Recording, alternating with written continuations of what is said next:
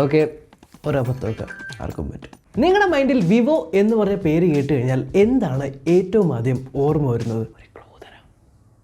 ഇന്ന് നമ്മുടെ കയ്യിൽ വന്ന് എത്തിയിരിക്കുന്ന ഈ തടിയൻ പെട്ടിയാണ് vivo Y100. ഈ കൊല്ലം ഇറക്കിയിരിക്കുന്ന ഈ ഒരു vivo Y100ന്റെ ഏറ്റവും വലിയ പ്രത്യേകത എന്താണ് എന്ന് പറയുന്നതിന് മുന്നേ, ബോക്സിനകത്ത് സ്മാർട്ട് ഫോൺ ഉണ്ട്, അടിയിലായിട്ട് ഇതിലിടാൻ പറ്റുന്ന ഒരു ട്രാൻസ്പെറന്റ് കേസ്, കുറച്ച് പേപ്പറുകളുണ്ട്, ആൻഡ് തടിയൻ 44 വാട്ടിന്റെ ഫാസ്റ്റ് ചാർജർ, ഒരു USB Type A to USB Type C cable, SIM ejector tool. ഈ പെട്ടിക്ക് പുറത്ത് കൊടുത്തിരിക്കുന്ന 2 കളേഴ്സ്, ഇത് പെസിഫിക് ബ്ലൂ ആണ്, ഇത് ട്വിലൈറ്റ് ഗോൾഡ് ആണ്, പിന്നെ മെറ്റൽ ബ്ലാക്ക്, ഇങ്ങനെ 3 കളേഴ്സിൽ വരുന്നുണ്ട്. പക്ഷേ ഈ കൊടുത്തിരിക്കുന്ന കളർ അല്ല സ്മാർട്ട് ഫോണിന്റെ കളർ. സോ പെട്ടിക്ക് പുറത്ത് തെറ്റായ കളർ കൊടുത്ത ആൾക്കാരെ പറ്റിക്കുവാണോ എന്ന് നിങ്ങൾ ചിന്തിക്കേണ്ട. ഇക്കൊല്ലത്തെ ഏറ്റവും വലിയ ഒരു ഫീച്ചറും അത് തന്നെയാണ്.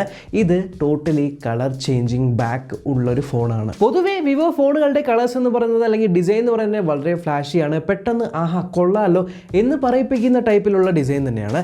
ഈ കൊല്ലം ഈ കളർ നമ്മൾ നോക്കിക്കഴിഞ്ഞാൽ ട്വിലൈറ്റ് ഗോൾഡ് എന്ന് പറയുന്നത് ഏകദേശം ഒരു ലൈറ്റ് ക്രീമിഷ് കളറിൽ എന്ന ചെറിയൊരു റെഡിഷ് ടിൻറ്റും യെല്ലോയിഷ് ടിൻറ്റും ഒക്കെ ഉള്ളതാണ്. നമ്മളിങ്ങനെയൊക്കെ ചെയ്യുന്ന സമയത്തൊക്കെ ചെറിയൊരു എന്താ പറയുക, ഒരു ഗ്ലിറ്ററിങ് അല്ലെങ്കിൽ ഗ്ലിമ്മറിങ് എഫക്റ്റ് ഒക്കെ വരുന്നുണ്ട്. പക്ഷേ ഈ സ്മാർട്ട് ഫോൺ നമ്മൾ നേരെ പോയി സൂര്യപ്രകാശത്തിൻ്റെ അടിയിൽ കൊണ്ട് വെക്കുമ്പോൾ കണ്ടില്ലേ, ഈ കളർ മാറി ഏകദേശം ഒരു സൺസെറ്റിൻ്റെ കളർ, ഓറഞ്ചിഷ് ഡാർക്ക് റെഡിഷ് ഒരു സൺസെറ്റിൻ്റെ കളറിലേക്കായിട്ട് മാറുന്നത് കാണാം. ടോട്ടലി ഈവൻ ക്യാമറ മൊഡ്യൂളിൻ്റെ മുകളിൽ കൊടുത്തിരിക്കുന്ന ഈ ഒരു ഗ്ലാസ് വരെയും കളർ ചേഞ്ച് ചെയ്യുന്നുണ്ട്. അതുകൊണ്ടാണ് വിവോയുടെ ഏറ്റവും ആദ്യത്തെ total back colour changing phone എന്ന് പറഞ്ഞ് ഇറക്കിയിരിക്കുന്നത്. ആൻഡ് ഇങ്ങനെ കളർ ചേഞ്ച് ചെയ്യുന്നതിൻ്റെ രഹസ്യം പറയുന്നതിന് മുന്നേ ഇത് റൈറ്റ് സൈഡിലായിട്ട് വോളിയം ബ്രോക്കേഴ്സ്, പവർ ബട്ടൺ ഉണ്ട്, താഴെയായിട്ട് speaker grill, USB Type C port, headphone Jack 3.5mm headphone Jack ഉണ്ട്, മൈക്രോഫോൺ ഉണ്ട്, പിന്നെ നമ്മൾക്ക് ഇവിടെയായിട്ട് സിം ട്രേ ഉണ്ട് മുകളിൽ. ബാക്ക് സൈഡിൽ 2 സിമെട്രിക്കൽ ബ്ലാക്ക് റൗണ്ട്സ് ഉണ്ട്. അതിനകത്താണ് നമ്മുടെ ട്രിപ്പിൾ ക്യാമറ സെറ്റപ്പ് വരുന്നത്. 64 മെഗാപിക്സലിൻ്റെ ഒപ്റ്റിക്കൽ ഇമേജ് സ്റ്റെബിലൈസേഷനോട് കൂടിയിട്ടുള്ള ക്യാമറ.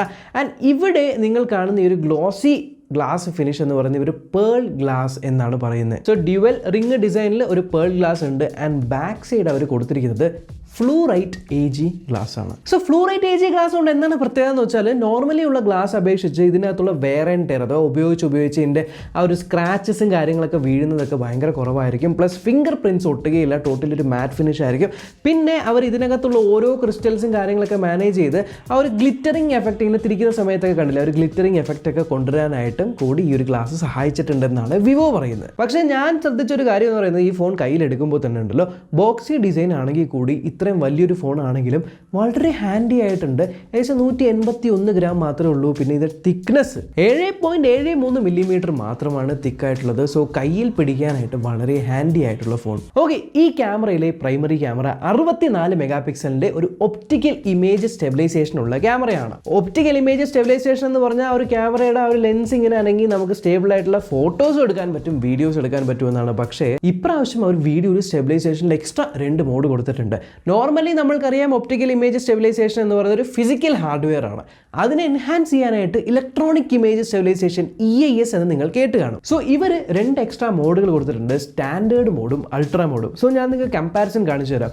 ഒരെണ്ണം ഒപ്റ്റിക്കൽ ഇമേജ് സ്റ്റെബിലൈസേഷൻ മാത്രം EIS ഓഫാക്കി വെച്ചിട്ട്, പിന്നെ സ്റ്റാൻഡേർഡ് മോഡലും പിന്നെ ഈ ഒരു അൾട്രാ മോഡലും. സോ 3 എണ്ണത്തിൽ നിങ്ങൾക്ക് ആ ഒരു സ്റ്റെബിലിറ്റിയുടെ വ്യത്യാസം കൃത്യമായിട്ട് കാണാൻ പറ്റും. ശരിയാണ്, സ്റ്റാൻഡേർഡിലും അൾട്രയിലും പോകുമ്പോൾ ചെറിയ രീതിയിലൊന്ന് സൂം ആവുന്നുണ്ടെങ്കിൽ പോലും final output is really smooth. Plus ഈ ഫോണിൽ നിങ്ങൾക്ക് 4K 30 FPS വീഡിയോ എടുക്കാനായിട്ട് പറ്റുന്നുണ്ട് ബാക്ക് ക്യാമറയിൽ. പിന്നെ വന്നിരിക്കുന്നത് ഒരു 2 മെഗാപിക്സലിന്റെ പോർട്രേറ്റ് ക്യാമറയാണ്. അത്യാവശ്യം നന്നായിട്ട് പെർഫോം ചെയ്യുന്നുണ്ട്. ഈവൻ ആനിമൽ സബ്ജക്ട്സിൽ പോലും നല്ല രീതിയിൽ ബാക്ക്ഗ്രൗണ്ട് ഒക്കെ ബ്ലർ ആവുന്നുണ്ട്. പിന്നെ ഉള്ളത് 2 മെഗാപിക്സലിന്റെ മാക്രോ ക്യാമറയാണ്, ഇത്തരത്തിലുള്ള മാക്രോ ഫോട്ടോസ് എല്ലാം എടുക്കാൻ വേണ്ടി. ഇനി ഫ്രണ്ട് ക്യാമറയുടെ കാര്യത്തിൽ 16 മെഗാപിക്സലിന്റെ ഒരു ഫ്രണ്ട് ക്യാമറയാണ്. പ്ലസ് അത്യാവശ്യം കൊള്ളാവുന്ന ഫോട്ടോസ് എടുക്കാൻ പറ്റുന്നുണ്ട്, നല്ല ഡീറ്റെയിൽസ് ഉണ്ട്. ഫ്രണ്ടിൽ അവർ പോർട്രേറ്റ് സ്റ്റൈൽസ് കൊടുക്കുന്നുണ്ട്, പലതരം ലൈറ്റിംഗ് എഫക്ട്സും അതേപോലെ പലതരം കളേഴ്സും കാര്യങ്ങളൊക്കെ ആയിട്ടുള്ള ഡിഫറെൻറ്റ് ടൈപ്സ് ഓഫ് സെൽഫീസ് എടുക്കാൻ പറ്റുന്ന, അതിലും ബാക്ക്ഗ്രൗണ്ട് ബ്ലറും കാര്യങ്ങളൊക്കെ ഉണ്ട്. അത്യാവശ്യം കൊള്ളാം. നമ്മൾക്കറിയാലോ വിവോയുടെ സെൽഫീസ് ഓൾറെഡി നല്ല രസമായിരിക്കും. ആ ഒരു കാര്യം ഇത് മെയിൻറ്റെയിൻ ചെയ്യുന്നുണ്ട്. ഡിവൈസിൽ കൊടുത്തിരിക്കുന്ന ഒരു 6.38 ഇഞ്ചിൻ്റെ ഹൈ ക്വാളിറ്റി AMOLED ഡിസ്പ്ലേ എന്നാണ് പറഞ്ഞിരിക്കുന്നത്. എന്തായാലും ഡിസ്പ്ലേയുടെ പീക്ക് ബ്രൈറ്റ്നസ് നോക്കുകയാണെങ്കിൽ 1300 നിറ്റ്സ് വരെ പോകുന്നുണ്ട്. പ്ലസ് റിഫ്രഷ് റേറ്റ് 90 ഹെർട്സിൻ്റെ ആണ്. ആൻഡ് സ്മാർട്ട് സ്വിച്ച് ഉണ്ട്, നിങ്ങൾക്ക് 60, 90 അങ്ങനെ സ്മാർട്ടായിട്ട് സ്വിച്ച് ചെയ്യുന്ന വഴി ബാറ്ററി സേവ് ചെയ്യാനായിട്ട് സ്മാർട്ട് സ്വിച്ച് ഉണ്ട്. അതുപോലെ HDR10+ സർട്ടിഫൈഡ് ആയിട്ടുള്ള ഡിസ്പ്ലേ ആണ്. HDR കോണ്ടന്റ് ഒക്കെ ആസ്വദിക്കാൻ വളരെ രസമായിരിക്കും. പിന്നെ ഗെയിം കളിക്കുന്നവർക്ക് 360 ഹെർട്സിൻ്റെ ഒരു ഫാസ്റ്റ് ടച്ച് സാമ്പിളിംഗ് റേറ്റും കൊടുത്തിട്ടുണ്ട്. കൊടുത്തിട്ടുണ്ട്. ആൻഡ് ഡിസ്പ്ലേ ഒരു വാട്ടർ ഡ്രോപ്പ് നോച്ച് ഡിസ്പ്ലേ ആണ്, ഒരു ഹോൾ പഞ്ച് ഡിസ്പ്ലേ അല്ല. പക്ഷേ താഴെയായിട്ട് നിങ്ങൾക്കൊരു ഇൻ ഡിസ്പ്ലേ ഫിംഗർ പ്രിന്റ് സ്കാനറും വരുന്നുണ്ട്. അത്യാവശ്യം ഫാസ്റ്റ് ആയിട്ടുള്ള ഒരു ഇൻ ഡിസ്പ്ലേ ഫിംഗർ പ്രിന്റ് സ്കാനറും ആണ്. ഇനി പെർഫോമൻസിന്റെ ഭാഗം നോക്കുവാണെങ്കിൽ MediaTekന്റെ Dimensity 900 ചിപ്സെറ്റ് ആണ് കൊടുത്തിരിക്കുന്നത്. ഇതൊരു നല്ല ഒരു 6 നാനോമീറ്റർ പ്രോസറാണ്. അത്യാവശ്യം ഫാസ്റ്റ് ആയിട്ട് ഏകദേശം 4.7 ലക്ഷത്തോളം 122 സ്കോർ വരുന്നുണ്ട്. പ്ലസ് ഇതൊരു 5G ചിപ്സെറ്റ് ആണ്. ആൻഡ് ഇതിനകത്ത് ഡ്യുവൽ 5G ഉണ്ട്. രണ്ട് സിമ്മിലും നിങ്ങൾക്ക് 5G കിട്ടുന്നുണ്ട് എന്നുള്ളതാണ്.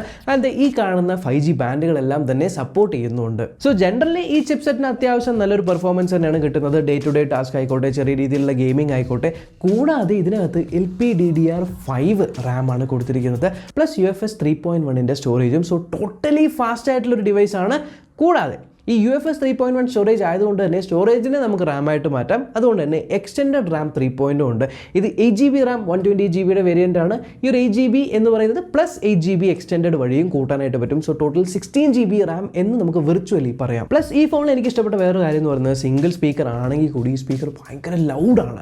അതായത് ഒരു റൂമിനകത്ത് വെച്ച് കഴിഞ്ഞാൽ റൂമിനകത്ത് എല്ലാവരും ശ്രദ്ധിക്കുന്ന രീതിയിൽ നിങ്ങളൊക്കെ ഓഫീസിലൊക്കെ പെട്ടെന്ന് ഇൻസ്റ്റാഗ്രാം എടുത്ത് ഓപ്പൺ ചെയ്യുമ്പോൾ പെട്ടെന്ന് അൺമ്യൂട്ട് ആയി പോകുമ്പോൾ എല്ലാവരും തിരിഞ്ഞു നോക്കില്ലേ, ഈ ഫോണിൽ ആ ഒരു സാധ്യത കൂടും. ठीक है, मैं निकलता हूँ। सर, आप हमारी सर्विस हमारे वेबसाइट पे ट्रैक कर सकते हैं। जी हाँ, और हमारी पिकअप एंड ड्रॉप फैसिलिटी भी है। आप एक काम कीजिए, സ്ലിം ആയിട്ടുള്ള ഈ ഒരു ഫോണിൻ്റെ അകത്ത് 4500 mAh ബാറ്ററിയാണ് കൊടുത്തിരിക്കുന്നത്. എഫിഷ്യൻ്റ് ആയിട്ടുള്ള പ്രോസറാണ്. അതുകൊണ്ട് തന്നെ ബാറ്ററി ബാക്കപ്പ് അത്യാവശ്യം 1 ഡേ നിങ്ങൾക്ക് ലാസ്റ്റ് ചെയ്യും. കൂടാതെ 44 വാട്ടിൻ്റെ ഫാസ്റ്റ് ചാർജർ ഇൻബോക്സ് കൊടുത്തിട്ടുണ്ട്. നിങ്ങൾ കുത്തിയൊരു 15 മിനിറ്റ് കുത്തിയിടുവാണെങ്കിൽ 30% കയറും. കമ്പനി പറയുന്ന 64 മിനിറ്റിൽ നിങ്ങൾക്ക് ഫുൾ ചാർജ് ചെയ്യാൻ പറ്റുമെന്നാണ്. ഏകദേശം 1-1.25 മണിക്കൂറിൽ നിങ്ങൾക്ക് ഈ ഒരു ഫോൺ ഫുൾ ചാർജ് ആയും കിട്ടും. സോ ആ ഒരു ചാർജിങ്ങിൻ്റെ സ്പീഡിൻ്റെ കാര്യത്തിലായാലും ഇറ്റ്സ് വെരി ഡീസൻറ്റ്. പിന്നെ സോഫ്റ്റ്വെയർ വൈസ് Android 13 ബേസ് ചെയ്തിട്ടുള്ള FunTouch OS 13 ആണ്. ബൈ ഡീഫോൾട്ട് നിങ്ങൾക്ക് പ്ലോട്ട് വേസ് കിട്ടും. അതൊക്കെ നിങ്ങൾക്ക് അൺഇൻസ്റ്റാൾ ചെയ്ത് കളയാനായിട്ട് പറ്റുമെന്നുള്ളതാണ്.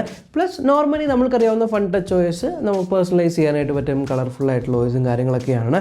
അപ്പോൾ എന്തായാലും ടോട്ടലി ഈ ഒരു ഫോൺ വെർത്താണോ എന്ന് നിങ്ങളോട് പറയണമെങ്കിൽ ഇതിൻ്റെ പ്രൈസ് പോയിന്റ് ഞാൻ അറിഞ്ഞേ പറ്റൂ. പ്രൈസ് പോയിന്റിനെ കുറിച്ച് എനിക്ക് യാതൊരു ഐഡിയയും ഇപ്പോഴത്തേക്കില്ല. കാരണം ലോഞ്ച് ആവുന്നതിന് മുന്നേ നമുക്ക് സ്മാർട്ട് ഫോൺ കിട്ടി. ലോഞ്ച് ആകുമ്പോഴേ നമുക്ക് പ്രൈസ് അറിയുള്ളൂ. പക്ഷേ മൊത്തത്തിൽ ഈ ഒരു സ്മാർട്ട് ഫോൺ ഉപയോഗിച്ചിട്ട് എനിക്ക് യാതൊന്നും ഇതിനകത്തൊരു പോരായ്മയായിട്ട് തോന്നിയില്ല. സോ നിങ്ങൾക്ക് അത്യാവശ്യം നല്ലൊരു ക്യാമറ ഫോൺ വേണം, ഈ കളർ ചേഞ്ചിങ് അങ്ങനെ നല്ല ഡിസൈനൊക്കെ വേണം, ആൾക്കാർ കണ്ടു കഴിഞ്ഞാൽ ശ്രദ്ധിക്കണം, നല്ല സെൽഫീസ് എടുക്കാനായിട്ട് പറ്റണം, ഡീസൻ്റ് ആയിട്ടുള്ള പെർഫോമൻസ് വേണം, 5G സിഗ്നൽ വേണം, ഒരു ദിവസം മുഴുവനും ബാറ്ററി നിൽക്കണം, എന്നാൽ ഫാസ്റ്റ് ചാർജിങ്ങും വേണം, 3.5mm ഹെഡ്ഫോൺ ജാക്കും വേണം എന്നൊക്കെ ഉണ്ടെങ്കിൽ നിങ്ങൾക്ക് ചൂസ് ചെയ്യാൻ പറ്റുന്ന ഒരു വിവോ ഫോണാണ് vivo Y100. ഈ ഒരു സ്മാർട്ട് ഫോണിൻ്റെ പർച്ചേസ് ലിങ്ക് ഞാൻ താഴെ ഡിസ്ക്രിപ്ഷനിൽ ഇട്ടേക്കാം. ആൻഡ് കൂടുതൽ വിവോ പ്രോഡക്ട്സ് എല്ലാം ഞാൻ പ്രോഡക്റ്റ് ടാഗിങ്ങിലും ടാഗ് ചെയ്ത് വെക്കാം, നിങ്ങൾക്ക് ചെക്ക് ചെയ്ത് നോക്കാം. ഈ ഒരു വീഡിയോ ഇൻഫോർമേറ്റീവ് ആയിട്ട് തോന്നി ഉറപ്പായിട്ടും ചാനൽ ചെക്ക് ചെയ്യാനും ഇതുവരെ സബ്സ്ക്രൈബ് ചെയ്തിട്ടില്ലെങ്കിൽ സബ്സ്ക്രൈബ് ചെയ്യാനും തൊട്ട് ചില ബെല്ലൈക്കൻ ക്ലിക്ക് ചെയ്ത് ഓൾ നോട്ടിഫിക്കേഷൻ എനേബിൾ ചെയ്യാനും മറക്കണ്ട. നമ്മൾക്കിനി അടുത്ത വീഡിയോ കാണാം. ബൈ.